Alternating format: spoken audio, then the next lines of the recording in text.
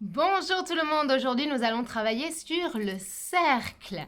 Alors, pour tracer un cercle, est-ce qu'on va devoir utiliser une équerre? Impossible avec une équerre de tracer un cercle. Est-ce qu'on va utiliser une règle? Impossible de tracer un cercle avec une règle. Nous allons utiliser un compas. Qu'est-ce que c'est qu'un compas? C'est ceci.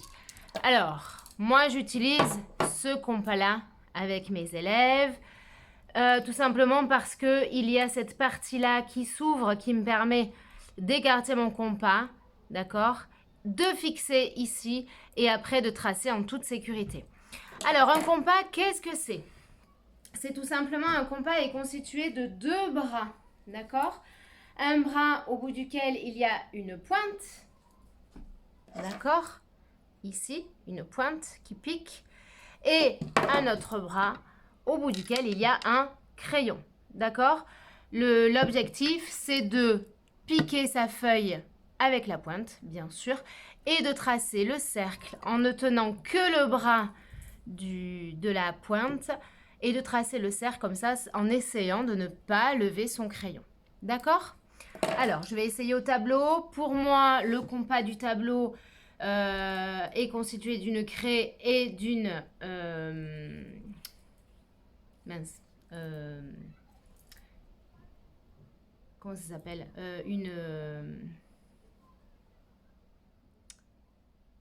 Ah mais voilà. Grand moment de solitude. Une ventouse.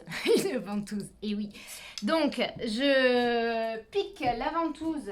Je ventouse la ventouse sur le tableau. D'accord? Je tiens bien cette ventouse, comme je tiens bien la pique quand j'utilise un compas normal sur une feuille.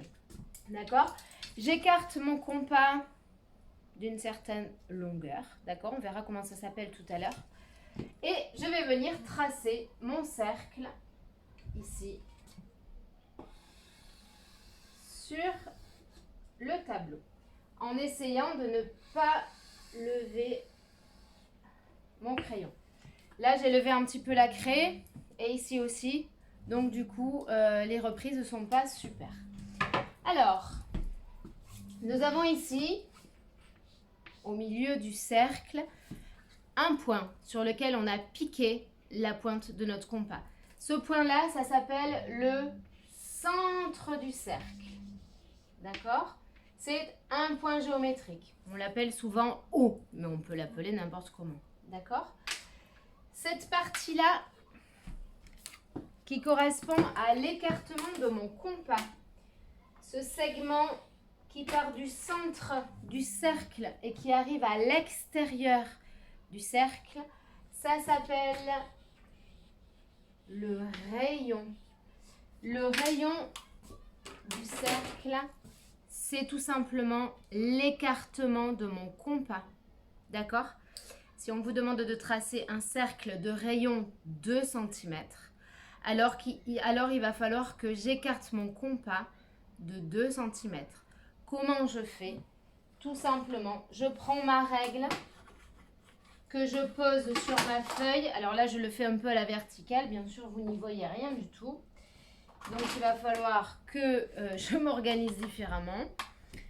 Voilà, je vais rapprocher la règle. Alors, toute seule, c'est pas évident. Je mets ma règle sur ma feuille. Je vais piquer au niveau du zéro de ma règle.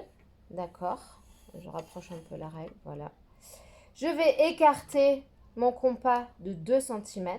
D'accord? Alors, moi, ici, c'est 20, hein, mais je prends un écartement de 2 cm. D'accord? Une fois que j'ai pris mon écartement de 2 cm, alors je vais avoir un cercle de 2 cm de rayon. D'accord? Je pourrai piquer et tracer mon cercle. Voilà ce que c'est que le rayon.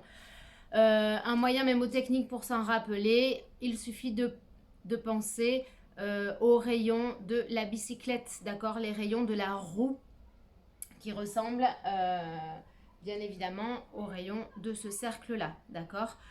Pourquoi? Parce qu'il y a une infinité de rayons, bien sûr, qui partent du centre et qui arrivent de l'autre côté du cercle. Maintenant, il y a aussi, donc là c'est question de vocabulaire, il y a aussi un mot très important qui est Alors, ce segment-là qui traverse le cercle en passant par le centre. Je pars d'une extrémité du cercle, je passe par le centre, ça c'est important. Il faut absolument passer par le centre, d'accord? Et je vais de l'autre côté du cercle. Ce segment-là, ça s'appelle un diamètre. D'accord?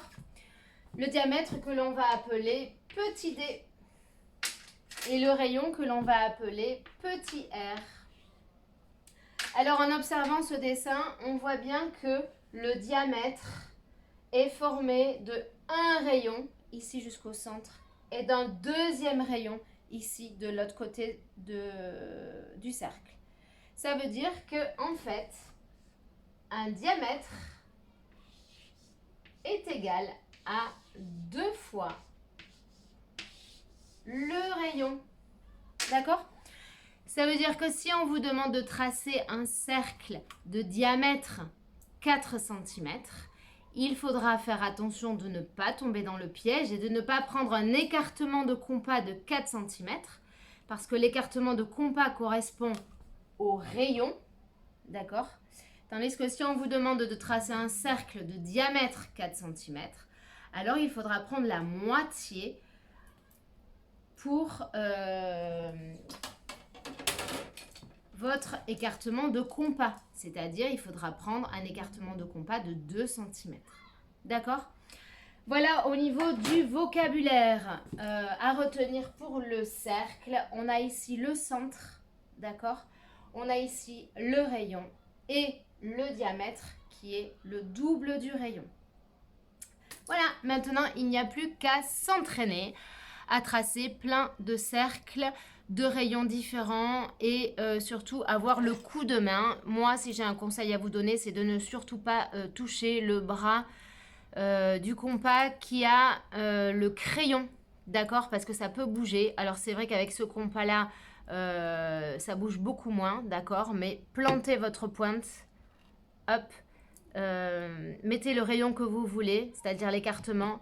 Et puis ensuite, hop, vous prenez le bout du compas comme ça.